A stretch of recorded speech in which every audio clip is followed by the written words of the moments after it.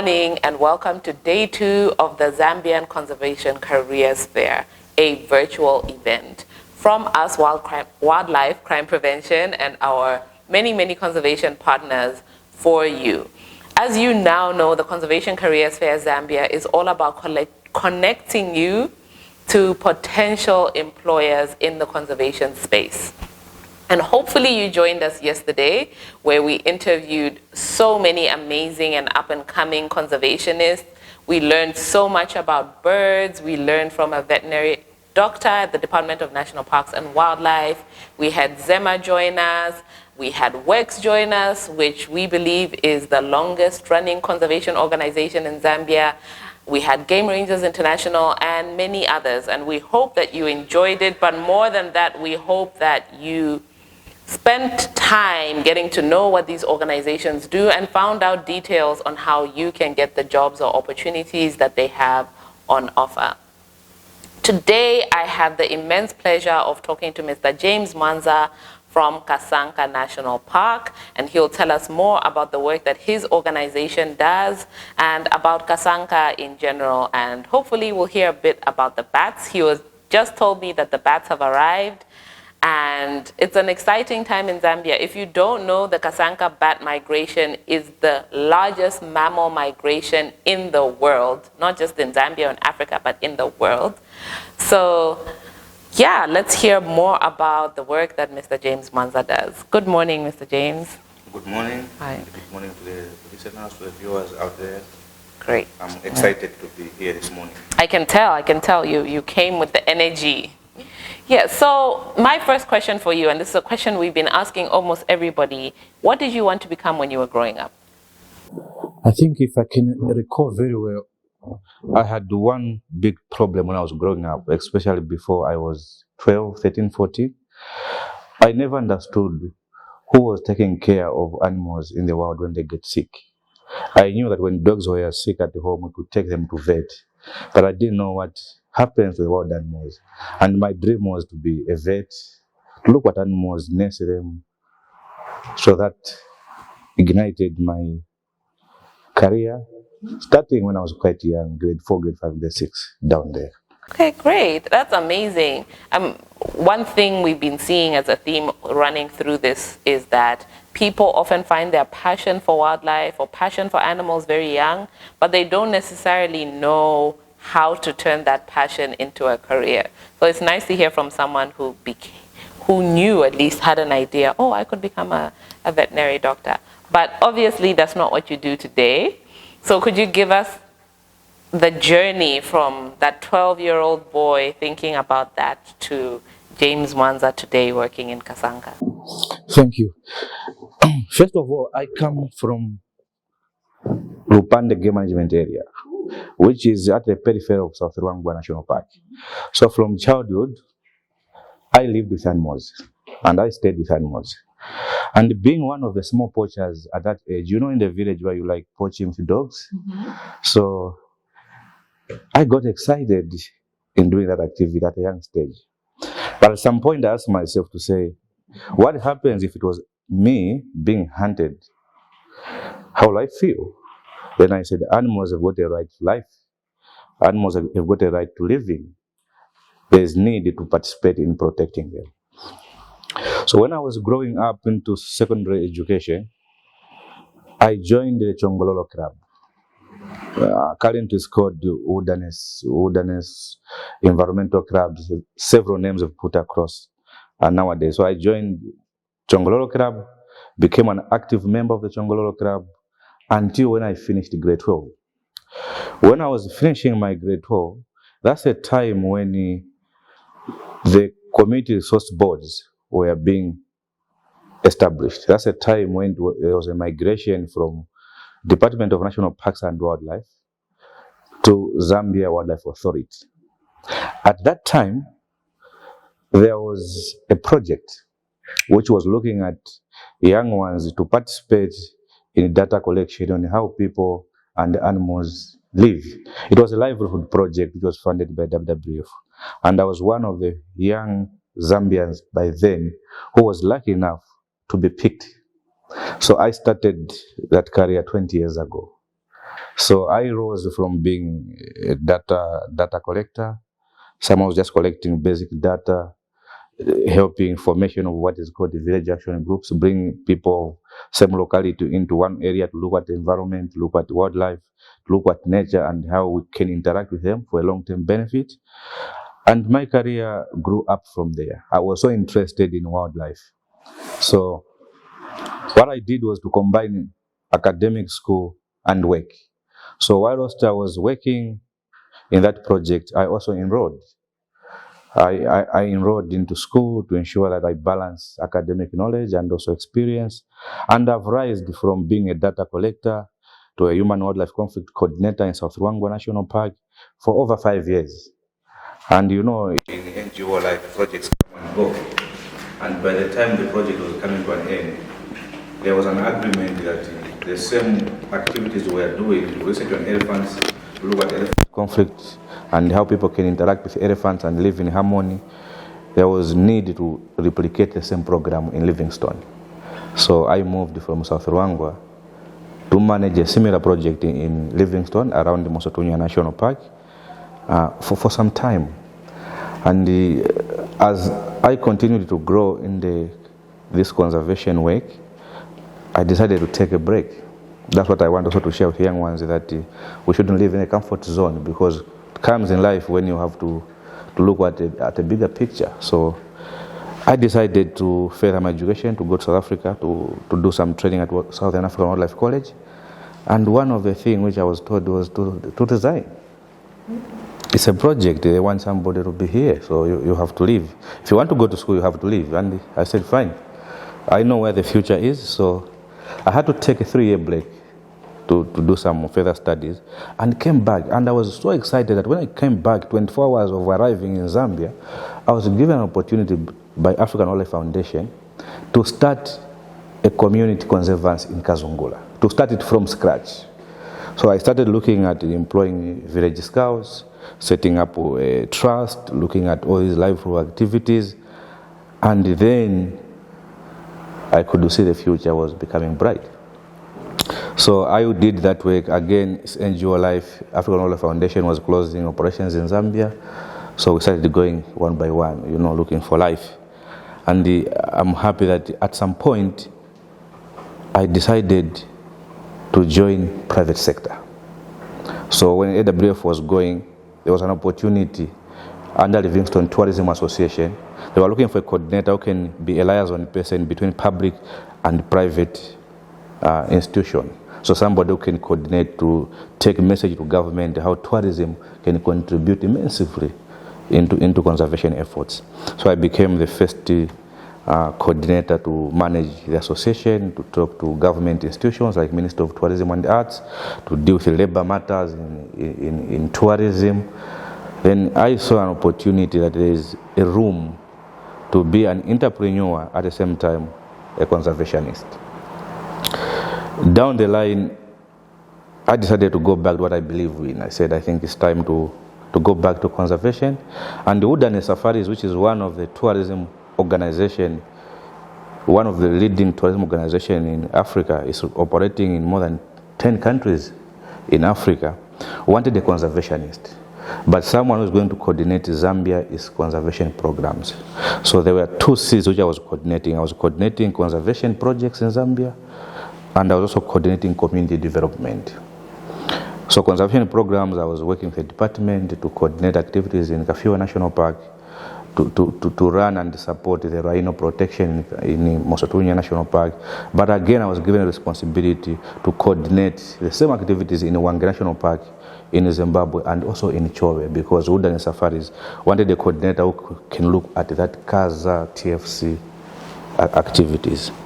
And having worked in these 3 different countries at the same time, and looking at how different policies and programs work, it gave me some insight to say, as Zambia, we have enough tools, we have enough policies, enough laws that can help us protect wildlife. We also have an opportunity because very young people are involved in conservation compared to other countries where I've been in Zimbabwe, where I was doing some work, and in Botswana. It was run by adult, very old people, and the future wasn't there for the young ones. And looking at me being young and being part of that coordination system was quite amazing. After some time, you know, sometimes you get tired with work. I said, I think let me go back to tourism. I think I need to leave this comfort of being there, and start doing something that I can consolidate as a Zambian, and also set some examples with the young ones to also see tourism as part of an activity which contributes to conservation. And African Parks hired me to be a tourism manager for Liwa National Park, which I stayed for some time, and a big opportunity came because I was looking forward to one point to run a national park. So when I was called to say there's a vacant in Kasanka National Park for a community manager who should be groomed, I said, here comes now the opportunity. So I joined the Kasanka National Park in 2019 as a community outreach manager. My responsibilities was to ensure that the local people see the real benefit from conservation, because the young ones should be inspired. The poaching we see today, the illegal fires we see today should be a different story in 5-10 years to come. And when I joined the institution with a basic knowledge of wildlife management, being one of those scouts, young ones, being one of that person who has been in the wilderness for some time to deal with the issues of animal protection and nature conservation, I quickly rose to a position of deputy general manager. And in a space of 5 days, I was appointed as the acting general manager for Kasanka Trust, and later on I was confirmed as a general manager to look at the entire biodiversity protection of the Kasanka National Park. It's so important because there is no place in this world which is like Kasanka in terms of the experience one would get from seeing at least approximately 10 million birds. And I was looking forward to be one of the young people at some point in life to manage a national park, to manage it in a way that it should bring benefits to the local people. People should receive value. And if we don't demonstrate value in people, then they can't conserve. So that has been my brief journey for the last 20 years. I think on 23rd October to be turning the 21 years in conservation. So that has been my brief journey in conservation world. Wow, there's nothing brief about your journey, 21 years, and that is just so amazing. There's so many things that you've said that I want to touch on, but just to recap for everybody at home, you started off as a data collector working in South Mwanza National Park because you grew up in that area.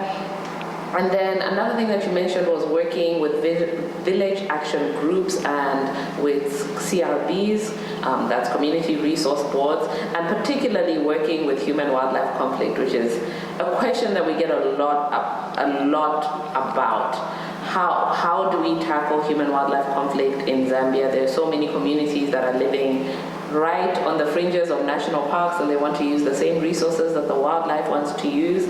And it's inspiring to see someone who has done that work for so long. And then you mentioned also going to Livingstone and working in both the conservation sector and the wildlife sector, which leads me to the question that I have now. So we'll just put a pin in Livingstone before we go to the Kaza area and then to Kasanka. A huge part of your work, and I hope you don't mind me saying, but it seems like one of your big goals is to help young people, and particularly Zambians, understand the value of wildlife and of conservation. So how do you get the average person on the street, the Zambian who might not have visited Mosi-otunya or South Luangwa or Kasanka, how do we get these Zambians to see the value in wildlife and in conservation? Thank you. So when we look at conservation in totality, it looks very broad and very confusing. But if we can narrow it down, conservation is the behavior and the attitude that one puts to anything around them, to any physical environment. So let's take an example, being home. When you're home and the cups are scattered all over and the plates, the environment looks untidy. So people must first appreciate the environment where they live in. People must understand that a human being cannot survive without a leaf, a green leaf. A human being cannot survive without an ant and an insect. So the first step is to tell people that anything that we see around us has value to human life. If we took one of the items out of the equation, it affects our living. So we need to impart that knowledge. Secondly, we need to make sure that people around, even in the villages, even in town, to see to it that they identify one unique place around them where they can walk in and meet their spirits and get satisfaction that in 2 minutes when I was standing behind that big tree, I felt relieved. So before we talk about the people going to that place, going to Mosotunya, going to Kafue, going to South Rwangwa, they should first understand the environment they come from. They should first of all appreciate what is around them. And when they learn to take care of what is around them, then they will learn to care for so bigger things outside them. But again, when people are given an opportunity to move from point A to point B, they learn more. So to a fellow Zambian, to the young ones, look around what you have, appreciate what is around you, and start moving slowly to different places and learn how people live, how nature is being cared, and how that can add value. So if you look at now, a few years ago, a plastic bottle looked useless because you can drink water and throw it.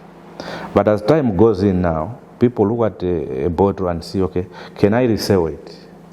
So the mind of seeing value in what is seen not to be valuable is slowly becoming what to do every day.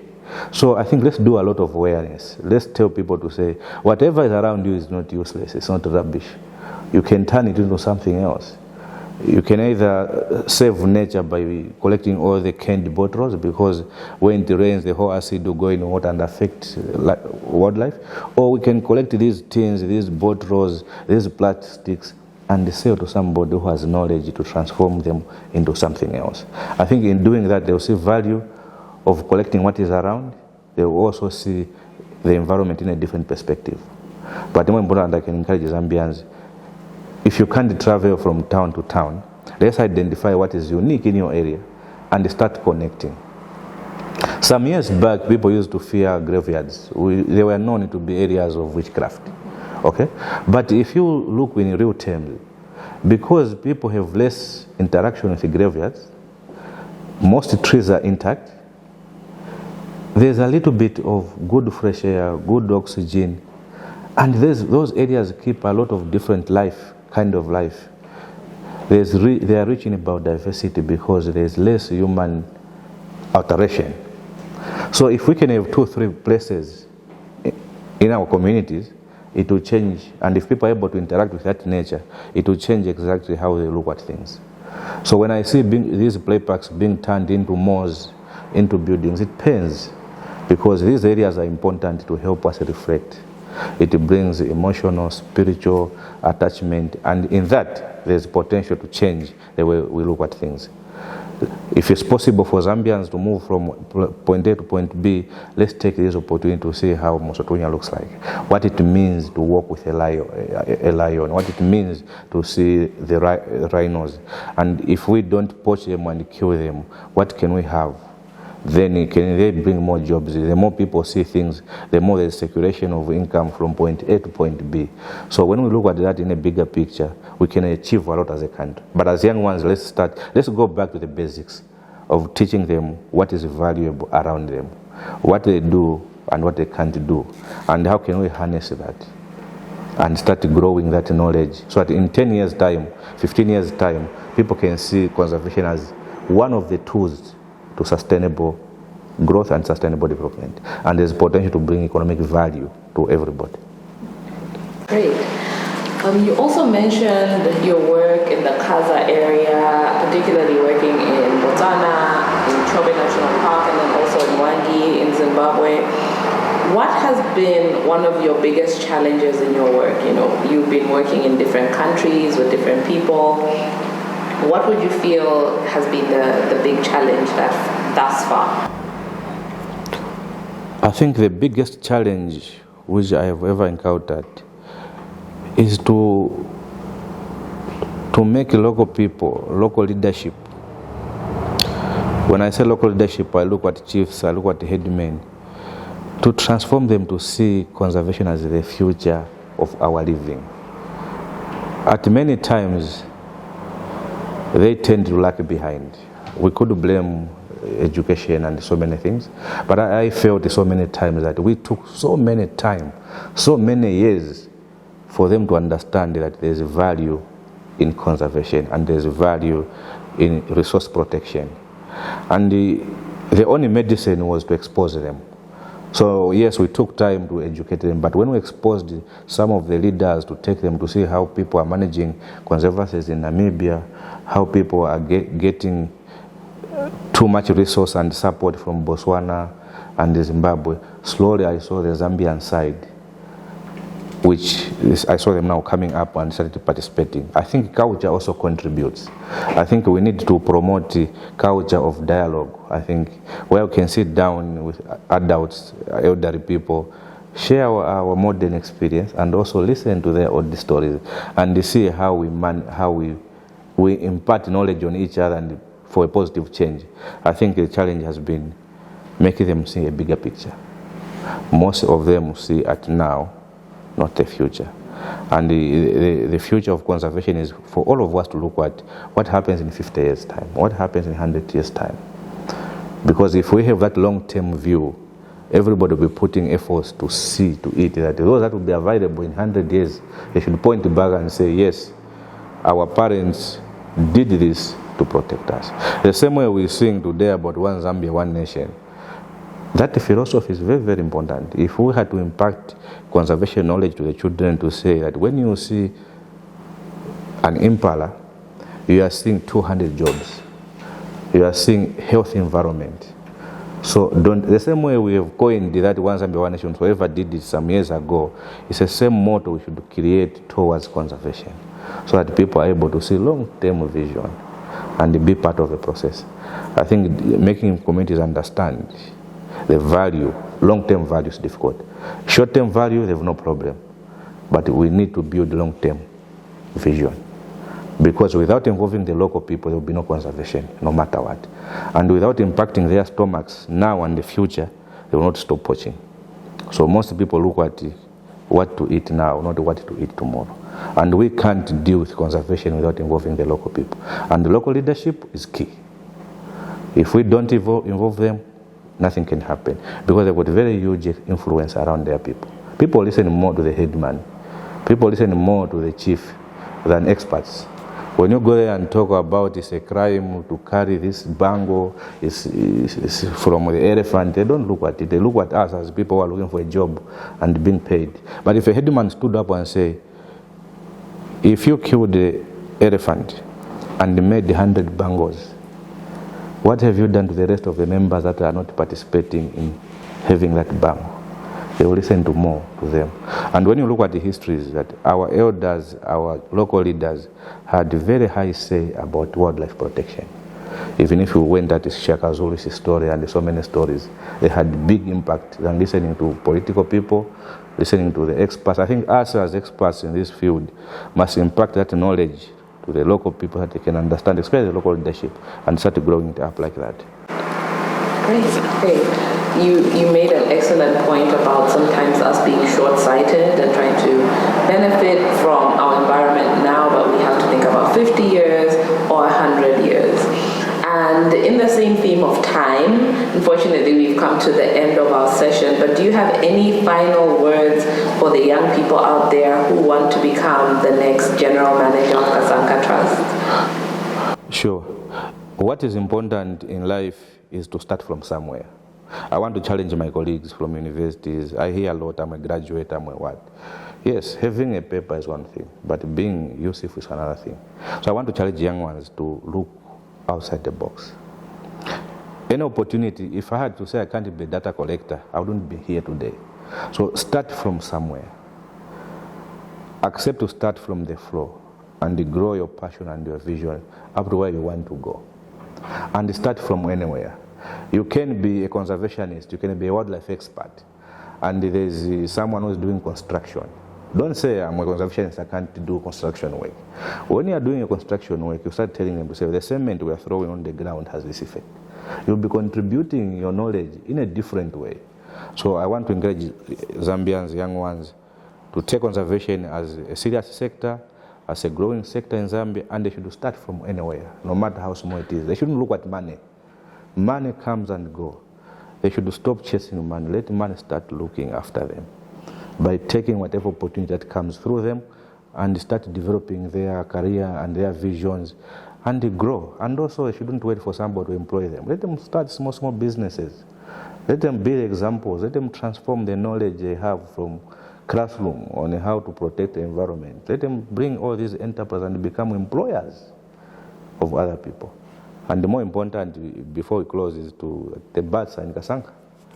And we invite every Zambian to come to Kasanka. It's the largest mammal migration in the world. You can't compare it to the wildebeest. You can't compare to anything else. If you have not seen the bats, I don't think you're a fully Zambian. Come and see, and the accommodation is quite cheap. We understand the economic challenges in Zambia. The places are meant for Zambians. This is a time to come and relax from your difficult COVID time, which everybody underwent. It's time to come out, relax, and see the bats and be part of the good news. Thank you. Thank you so much.